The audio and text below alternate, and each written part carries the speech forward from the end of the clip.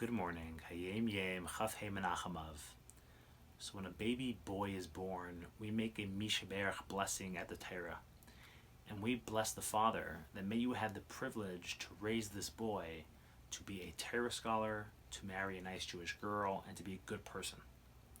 But when a Jewish girl is born, so we omit the Torah part and we just say, may you raise her to marry a nice Jewish boy and to be a good person.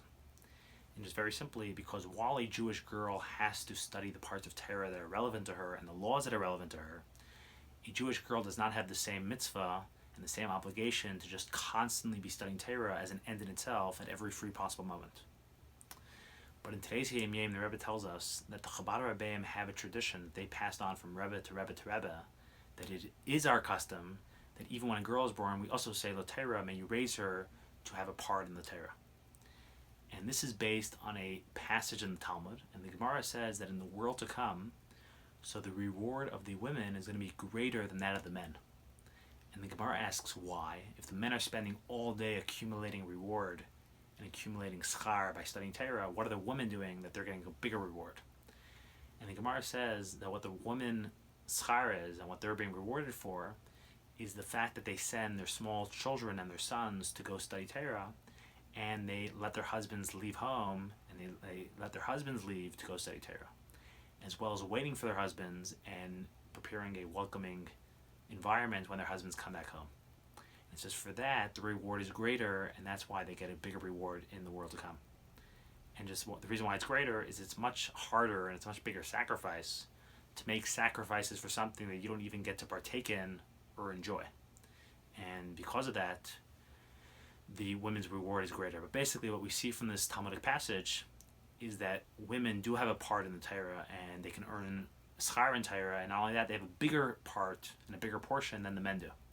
And because of this, the Chabad custom is to say Litorah for a girl as well, that they may this girl grow up to be a mother and a wife who raises a Torah family. And that is the Hayom Yom. Now, on another occasion, the Rebbe gave another explanation why we say Litorah also for a girl. And he basically said that in Chassidus it explains that the terms girl and boy, so they can be representative of two different ways of approaching Hashem or serving Hashem. And what it means to serve Hashem as a girl is to fully commit 100% and to fully trust Hashem, and to trust Hashem to guide your every step, and to fully entrust yourself to Hashem and into Hashem's hands. While serving Hashem as a boy means that you always feel like you need to be in control, and everything has to sit right with you, and you have to be comfortable with everything, and everything has to make sense for you before you do anything. You're only going to do things that you feel comfortable with and make sense to you and are on your terms and you're in control over. And he said, when we study Torah, so generally that requires us to use our inner boy, because Torah needs to be logical, Torah needs to make sense, and you need to fully comprehend everything you're reading. You can't just accept the words blindly and say, yeah. That's not learning Torah. Torah needs to sit right with you, it needs to make sense to you, you have to be comfortable with the words, and if the concepts don't make sense, you can't go on. You have to sit there until it makes sense, until it sits right in your head.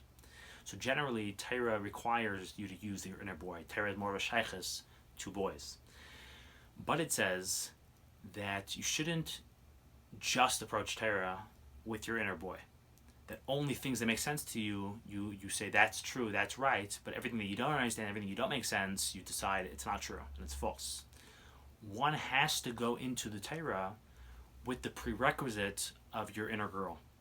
One has to approach Torah first with your inner girl and then actually learn with your inner boy. So first you have to approach Torah with a certain reverence and a certain belief and trust and faith in it, that Torah is absolutely true, Torah is amazing, Torah is true, even whether you understand it or not, whether it makes sense to you or not. Then you have to use your inner boy to try to make it make sense to you and try to understand whatever you can understand. But you have to come with that certain bittul going in, that you fully trust Hashem and you fully trust the Torah, that everything it says is absolutely true, and whether you see it or not or understand it or not. And that's, the Rebbe said, the deeper meaning of another Talmudic passage. The Talmud says that when you're having children, so if you first have a girl, that's a good sign, it's a siman bracha. And it's good for the family, it's good for the future boys that are going to be born. If you first have a boy, it's not so good. So he said, in a deeper sense, this Talmud is referring to the approach to learning Torah, If you go in as a boy, if it makes sense to me, good. If it doesn't make sense to me, then not good. I'm not going to accept it. Then that's not Torah. That's philosophy, and that's terrible. He says if you go into Torah first with the girl, first with the appreciation that this is absolutely true, and you fully trust Hashem, and you fully submit yourself to the experience and to the words, then the boys that come after it, the understanding that come after it, will be good and pure and guided based on that premise. But basically the point is that using the inner girl is vital and key and actually the cornerstone to studying of Torah. And therefore, girl, or the inner girl, has just as much of a shaykhus to Torah as using the boy does. Have a wonderful, wonderful day.